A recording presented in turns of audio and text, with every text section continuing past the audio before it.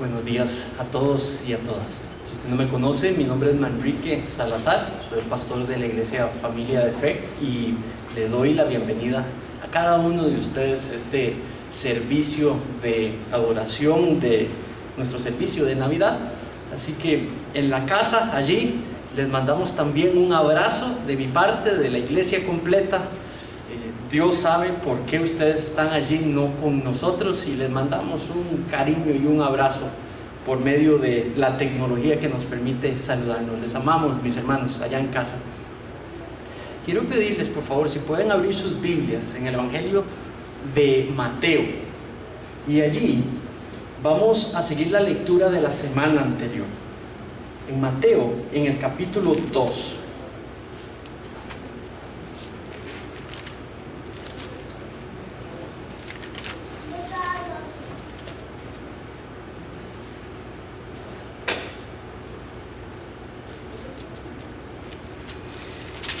Y vamos a leer del capítulo 2 los primeros 12 versículos. Y dice así: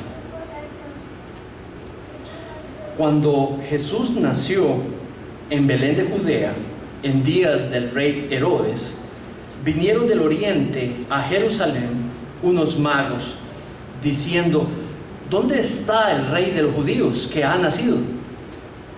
Porque su estrella hemos visto en el oriente y venimos a adorarle.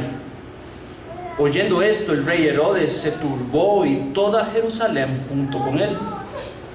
Y convocados todos los principales sacerdotes y los escribas del pueblo, Herodes les preguntó dónde había de nacer el Cristo. Y ellos le dijeron: en Belén de Judea, porque así está escrito por el profeta, que dice: y tú, Belén, de la tierra de Judá, no eres la más pequeña entre los príncipes de Judá, porque de ti saldrá un guiador que apacentará a mi pueblo Israel. Entonces Herodes, llamando en secreto a los magos, indagó de ellos diligentemente el tiempo de la aparición de la estrella, y enviándolos a Belén dijo: id allá y averiguad con diligencia acerca del niño, y cuando le hallen, háganmelo saber, para que yo también vaya y le adore. Ellos, habiendo oído al rey, se fueron, y he aquí la estrella que habían visto en el oriente iba delante de ellos, hasta que llegando se detuvo sobre donde estaba el niño. Y al ver la estrella se regocijaron con mucho y grande gozo. Y al entrar en la casa vieron al niño con su madre María, y postrándose lo adoraron. Y abrieron sus tesoros y le ofrecieron presentes: oro, incienso y mirra. Pero siendo avisados por revelación en sueños que no volviesen a Herodes, regresaron a su tierra por otro camino. Esta es la palabra de Dios. Vamos a orar para poner este ratito juntos, escudriñando por qué Dios escribió este texto para nosotros. Oremos. Padre, en esta mañana te pedimos tu guía. Pedimos que podamos entender, todos los presentes aquí, los reunidos aquí, los congregados aquí, podamos entender, Padre, tu intención con este texto para nosotros hoy. Y te pedimos que seamos edificados, que seamos animados, exhortados por medio de tu palabra y preparados, Señor, para festejar este 24, este 25, esta semana, este mes, Padre, tu gloria, tu misericordia, tu paz, tu perdón, tu amor. Esto te lo pido para que te veas glorificado por medio de ello. En el nombre de tu Hijo Jesús pedimos esto. Amén. Saben, yo vengo de una familia costarricense alemana, y porque por algunas razones, de hecho mis abuelos de parte de mi mamá murieron jóvenes, no tan mayores, especialmente mi abuela. Entonces muchas de las tradiciones que desarrollamos de chicos vienen del lado alemán, y un 24 normal en la noche para nosotros, desde muy niño hasta que se siguió reuniendo la familia, lo que hacíamos es que el 24 en la noche, muy de noche, cantábamos, llegábamos todos los chicos, no se nos dejaba entrar a la sala, a la casa de mi abuela, pero a partir de cierto momento la casa completa estaba en oscuridad y entrábamos y solamente había una luz en la sala, y en esa luz esperaban los adultos, a todos los niños, y los niños entrábamos por como ejército, con gran deseo por lo que ustedes ya saben qué. Pero lo que había era una luz, y estaba allí cerca de la luz mi abuela. El árbol estaba lleno de velitas encendidas, y ella nos dirigía y nos sentábamos al pie del árbol, al pie de ella, y ella nos leía una meditación. Y lo que hacíamos después, justo de la meditación, era cantar Noche de Paz en alemán.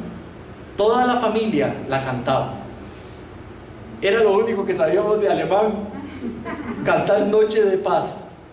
Y nunca se me va a olvidar que normalmente, ya sea mi prima, mi tía, leían un pasaje de la Biblia o una meditación que tenía que ver por qué la paz, por qué la canción Noche de Paz, y por qué en esa noche, en Navidad, hablamos en términos de que gozamos de paz. ¿Saben por qué cuento esta historia? Porque ustedes vienen de un contexto también. Mi contexto es alemán, católico y costarricense. No sé cuál es el tuyo, cuáles son las tradiciones y las convicciones de la familia de la que procedes, qué es lo que se celebraba, qué significaba Navidad en el contexto en el cual tú creciste. Y aunque algunos de nuestros contextos son diferentes a los que vivimos hoy, sigue siendo nuestros contextos, de donde venimos, de donde salimos, son parte de nuestras vidas. Hay destellos, muchos destellos en algunos de nuestros contextos de verdad allí. Hoy, por gracia, pueda que hayamos descubierto mucho más detalles de la verdad alrededor de esa paz. Entonces, cuando hablamos del significado de Navidad, esto es alimentado por muchos detalles de los contextos de donde venimos, y principalmente, y ese es el propósito mío en esta mañana, dejar que el texto alimente ese significado, y dejar que el que creó la Navidad, el que hizo posible que celebremos la Navidad cristiana, pero nos alimente del texto, que es lo que debiéramos de celebrar, que es lo que significa Navidad. Entonces, la semana anterior vimos que Navidad significa que Dios está con nosotros. Y cuando digo nosotros, somos aquellos que hemos gozado, o que gozamos, o que creemos en la redención que ha sido entregada por medio de Cristo. Esa es la verdad del texto, que un niño nació de una virgen, y que en representación del que nació 700 años antes del niño que nació de una virgen en tiempo de Jesús, es Dios está con nosotros. Es que podemos confiar que Dios ha muerto por nosotros y por ende está con nosotros. Y ese es el significado primero que Mateo quiere explicarle a esos judíos a los cuales les escribe, pero también hoy Dios quiere utilizar esas palabras para recordarnos eso hoy. La pandemia, la crisis financiera, el estado económico, social, espiritual, intelectual suyo y mío no cambia la realidad que Dios abrió brecha y expió por medio de Cristo nuestros pecados, para que no tuviésemos que pagarlos. Y entonces se sentó en nuestro lugar y pagó por esos pecados. Y es por medio de la fe que esos beneficios son imputados sobre nosotros. Eso es lo que celebramos.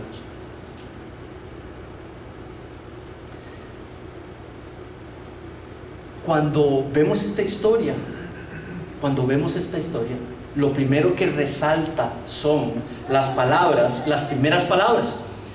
Versículos 1 y 2, ahí en su texto, versículo 1 y 2 hablan primero que el niño nació en Belén de Judá.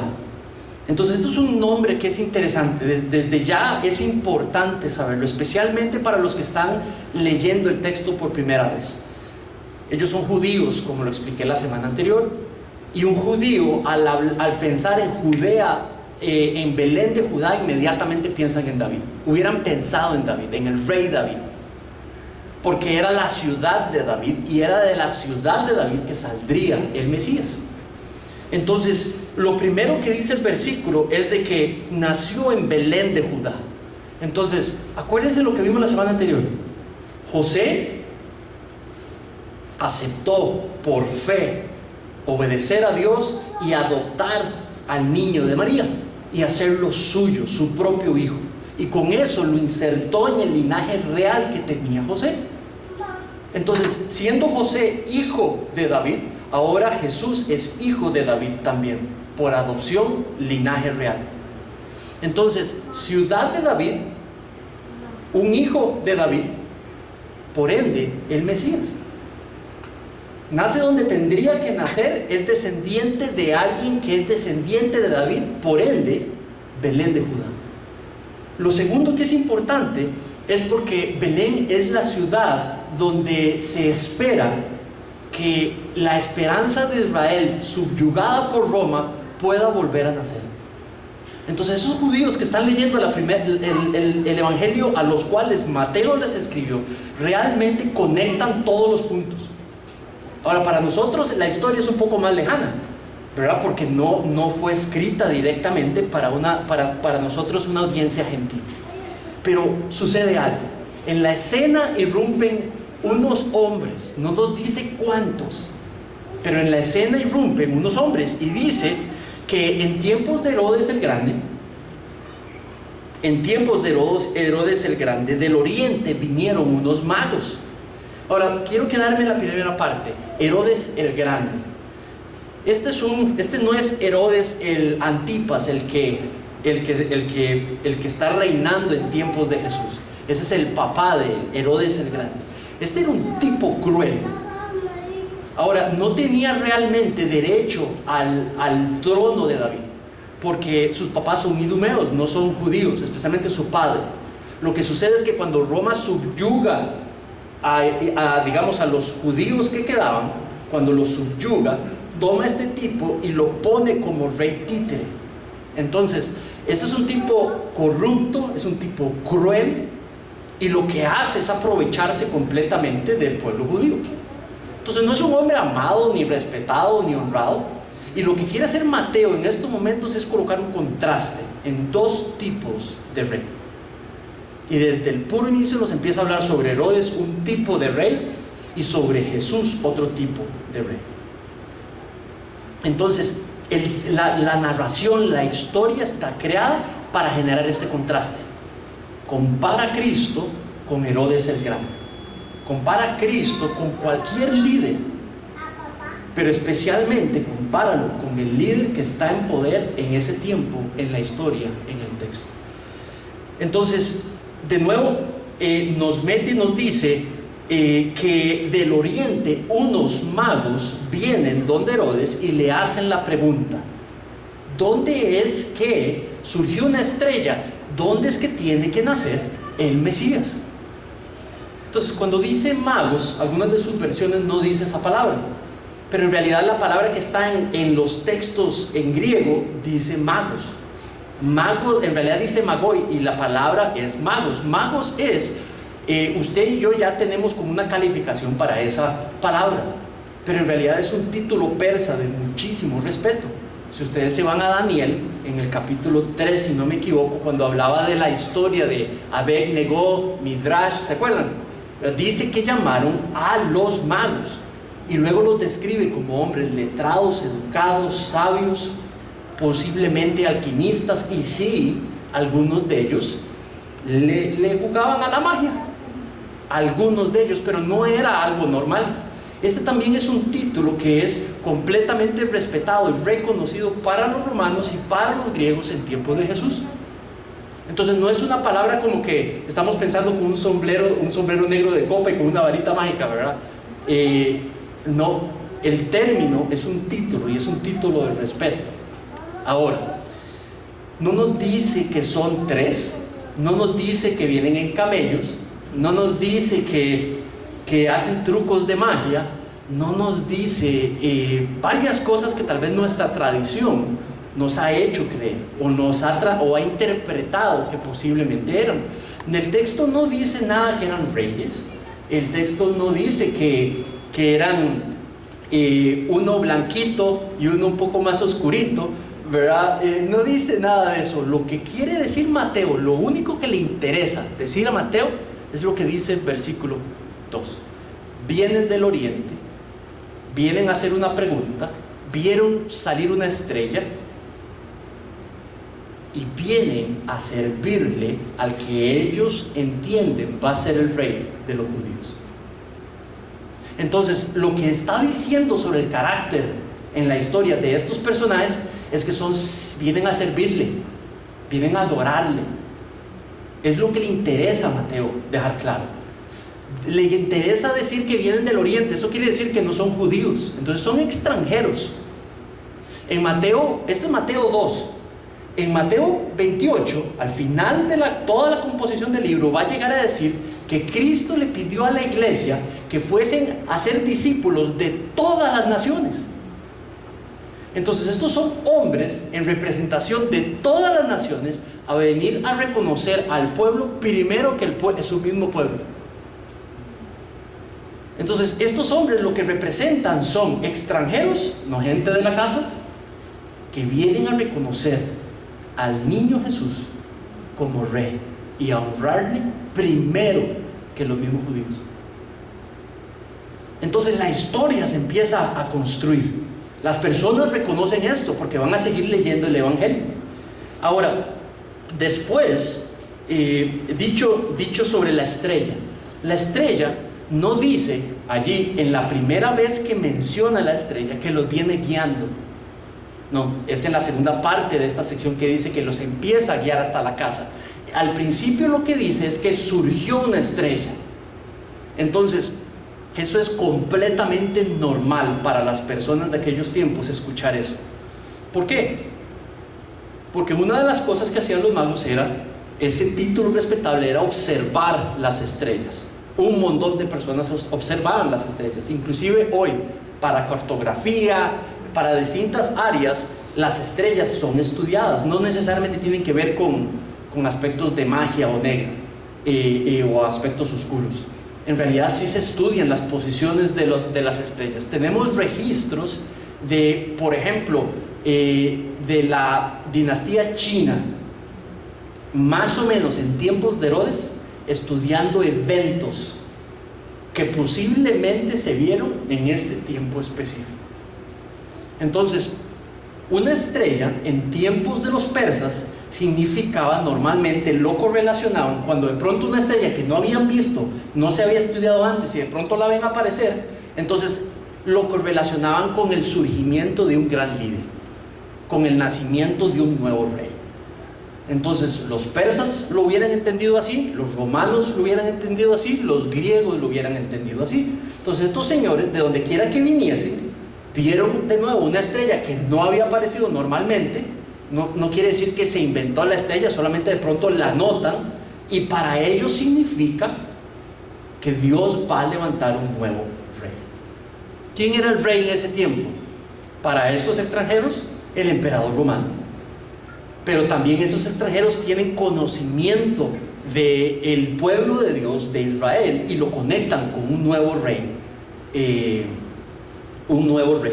de los judíos. Entonces le preguntan a Herodes, ¿dónde dice la escritura debiese de nacer el rey de los judíos? Porque se levantó una estrella. Y entonces el rey dice que llama a los sacerdotes, a los escribas, y posiblemente está hablando del Sanedrín, lo congrega y les pregunta: ¿a dónde es que dice la escritura? Ni siquiera sabía él. ¿A dónde dice la escritura que tiene que nacer el Mesías, el Cristo? Y entonces los sacerdotes le responden y le dicen: por supuesto que en Belén de Judá. Pero es lo interesante, el texto dice que ellos mismos dicen: porque está escrito que tiene que ser en Belén de Judá.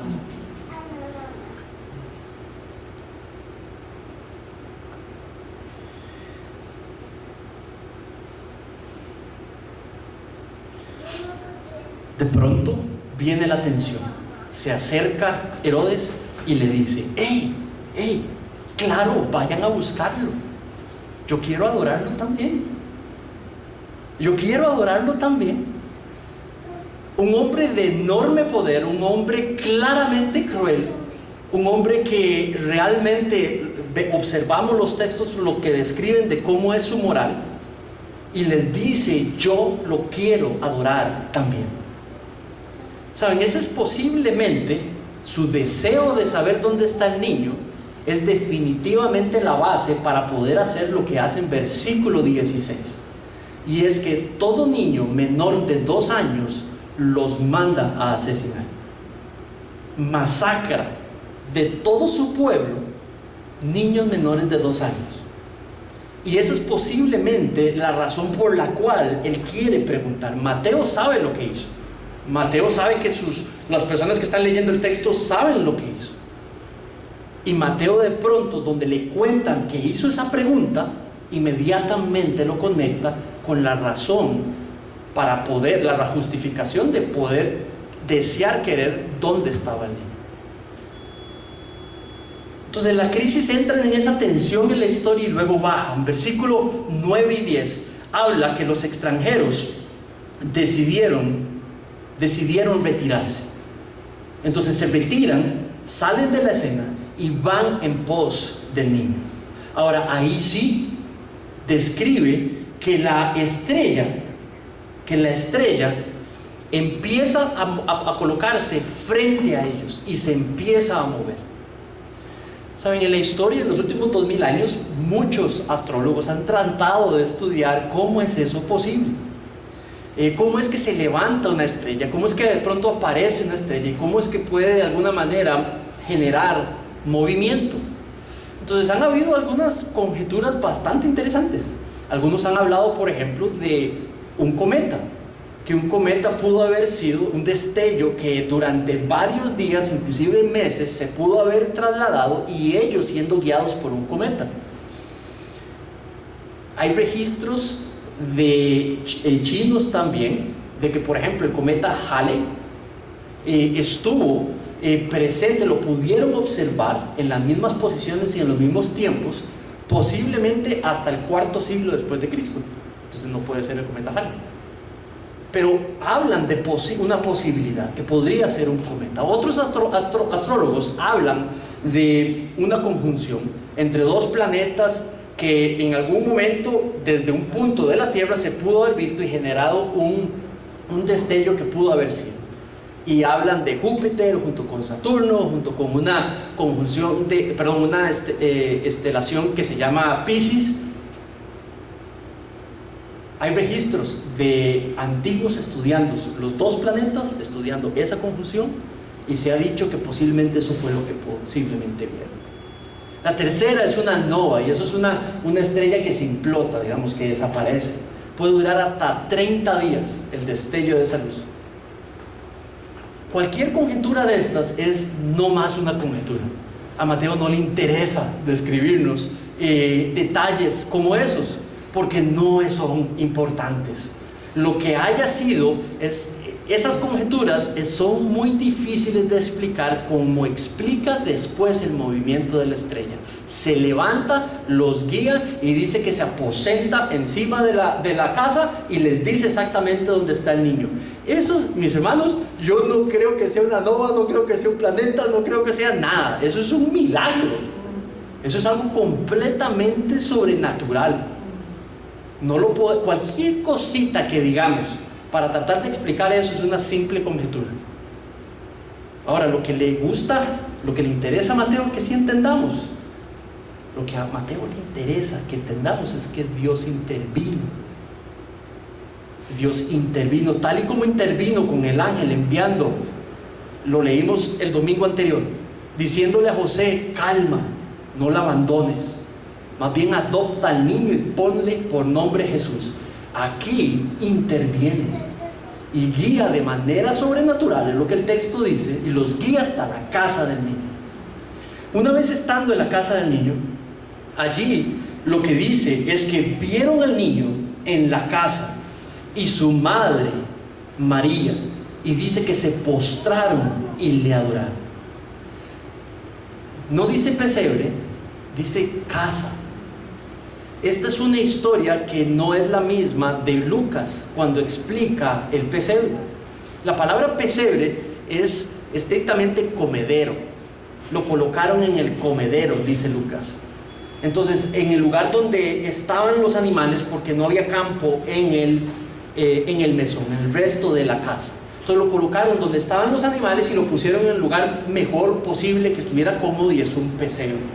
Entonces, el lugar donde está el niño en Mateo no es un pesebre, es una casa. Y no le dice bebé, le llama niño. Entonces quiere decir de que si es una casa y si es niño, hay un tiempo posiblemente entre la escena de Lucas 2 y la escena de Mateo. Entonces, acabo de destruir los pesebres de más de uno aquí, porque en el pesebre no están los hombres sabios o los magos, están en un tiempo después.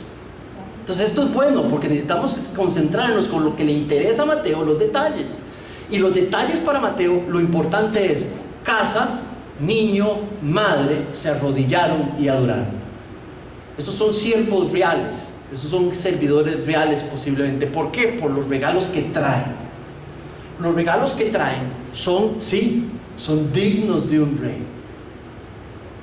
La reina de Saba le lleva posiblemente los mismos regalos a Salomón, ¿verdad? Los textos nos lo explican. Oro para un rey, regalo digno de un rey. Incienso, un gran perfume, un aroma riquísimo, especialmente en esos tiempos, donde también se utilizaba para ceremonias de purificación y demás, pero era una especie aromática. Mirra, igualmente, perfume, carísimo los dos, tanto incienso como mirra en esos tiempos. Entonces son tres regalos que no cualquier persona pudiese poseer. Entonces posiblemente son extranjeros, personas acomodadas, reales servidores de algún rey, donde vienen a adorar al rey de los judíos. Y ahí es donde aparece el versículo clave, es el versículo 11. Léelo ahí. ¿Por qué el versículo 11? Porque en una historia de narración de un evangelio o de una historia hebrea, solamente hay un versículo que dice el mensaje del texto, solo uno, y es versículo 11. Y dice que encontraron al niño en la casa junto a su madre, se postraron, eso dice literalmente, se tiraron al suelo y le dieron homenaje de adoración. Entonces, versículo 1. Venimos a buscar dónde va a nacer el rey de los judíos. Versículo 11. Se postraron y adoraron al rey de los judíos. Es el mismo título. Mateo lo sabe y lo va a decir en capítulo 17. Es el mismo título que le colgaron sobre el cuello. Rey de los judíos, cuando lo flagelaban. Es el mismo título que le colgaron arriba en la cruz, que decía Jesús, Rey de los judíos. Mientras el pueblo de Dios tomó a su rey y lo crucificó, los representantes de los gentiles, de las naciones, de todas las naciones, lo adoraron. Pero era necesario que fuese crucificado y humillado. Era el plan de Dios. Esa es la diferencia entre estos dos reyes. Uno asesina a sus hijos, el otro muere por ellos. Y este es el rey que celebramos en Navidad. Navidad significa no solamente que Dios está con nosotros porque nos redimió. Navidad significa que Cristo es digno de ser adorado en medio de nuestras festividades, porque Él es el que dio su vida por nuestra redención. Yo creo que debiésemos hoy de meditar en algo. En nuestros corazones, el de los creyentes, nuestros hijos no pueden ser nuestra mejor posesión. Nuestros sueños no pueden ser nuestra mayor posesión.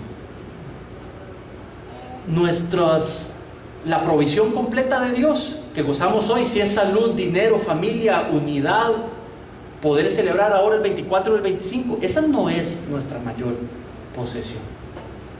Para los creyentes, nuestra mayor posesión es nuestra redención, es nuestra salvación. Todo lo demás es idolatría, todo lo demás es herejía, va en contra del Evangelio, va en contra del corazón de Dios. Navidad es tiempo para poner los pies sobre la tierra y colocar el corazón a adorar lo que tiene que adorar primero. Porque si el corazón está adorando lo que tiene que adorar primero, entonces va a poder ser el padre, la madre, el esposo, el papá, la mamá, el hijo, la hija que Dios quiere que seamos. Navidad es para traer a Cristo al centro de nuestra celebración, para adorar no los detalles románticos de la natividad, pero para adorar lo que vino a hacer la tierra, para morir en tu lugar y en mi lugar, para la gloria de Dios. ¿Tiene sentido? Entonces este es tiempo de celebración. Claro que sí. En primer lugar, nuestra salvación, nuestro regalo de que somos hijos e hijas de Dios en una relación íntima con el Padre creador de todo. Esa es la realidad en la cual usted y yo celebra su Navidad. Hijos del creador de todo, hijas del que lo sostiene todo, del que permitió que Costa Rica y el mundo completo esté bajo pandemia. Esa es tu realidad y mi realidad como creyentes. Nada nos puede separar del amor de Dios. Nada nos va a separar del amor de Dios que fue expresado en Cristo Jesús. Y esa es la realidad que celebramos en Navidad hoy. Navidad significa que Dios está contigo, que Dios está aquí, que Dios está con nosotros. Navidad significa que debemos de adorar más que nunca a Cristo, el Rey de los judíos, el Rey de los gentiles, el que murió por nuestra salvación. ¿Cómo debemos celebrar? ¿Cómo debe de ser adorado en Navidad Cristo? Y yo creo que empieza no con la comida, no con quienes nos vamos a reunir. Comienza con nuestros corazones. Navidad debe de empezar por aquí, por el centro del ser, donde se controlan las emociones, los pensamientos, las decisiones, las acciones, empiezan en el corazón. Dios dice: no quiero sacrificios, quiero misericordia. Eso quiere decir de que prefiere un corazón constrito, que se arrepiente ante sus pecados, que un montón de canciones y un montón de obras. Prefiere el corazón. Navidad empieza aquí, en el corazón. Empezamos adorándolo con el corazón. Y un corazón sincero obedece. Y un corazón sincero busca su voluntad. Un corazón arrepentido busca adorarle con su propio corazón primero. De segundo, sí, claro, definitivamente, si se aprecia en el corazón, se habla y se proclama con la boca. La Navidad es un tiempo donde los seres humanos, los costarricenses o que vivimos en este país, más nos estamos cuestionando asuntos de la fe. La persona sin trabajo, o la persona que puede tener temor de enfermarse o de morir, las personas que sienten la presión de la pandemia, son las personas que más pudiesen necesitar dónde colocar su fe. ¿En qué fundamento colocar su fe? Entonces el creyente, esta es una enorme oportunidad para proclamar a Cristo en sus festividades y colocarlo como Dios vino y convivió entre nosotros para que podamos obtener una relación personal con Él. No de vecino de Dios, no de hijo, de hija, padre con Dios. Para que Dios pueda vivir como el pastor de nuestras vidas. De eso estamos hablando. De una vida mejor. De una vida eterna. Una vida que no lo limita la enfermedad, que no la determina el COVID, que no la determina el desempleo, pero una vida nueva, una vida genuina. De eso estamos hablando. Entonces le adoramos en Navidad proclamando su nombre, no solamente diciendo Jesucristo, no, quién es y quién vino a ser, invitando a los hijos, a los familiares para reunirlos, para darles las buenas nuevas que Cristo reina hoy y que quiere que más hombres y mujeres vengan a depositar su vida para salvación en Él. Y mis hermanos, esa debe de ser el centro de nuestra celebración. Primero en el corazón, dos en la boca, para proclamarlo, para contarlo. Y número tres, sí, definitivamente podemos celebrar su provisión. Y entonces lo celebramos con comida, y lo celebramos con reuniones, y lo celebramos, pero en la correcta proporción, en la correcta, dándole lugar a esas tres, a la primera que hay que darle, a la segunda de segundo, y de última, la tercera. Yo quiero animarte hoy a hacer eso. Adóralo con tu corazón, proclámalo con tu boca. Navidad significa proclamar a Cristo con la boca, y Navidad significa también celebrar con nuestros seres amados su preciosa provisión. Amén. Que el Señor nos encuentre en esta Navidad siéndole fieles, siendo verdaderos, siendo sinceros con nuestra fe. Oremos.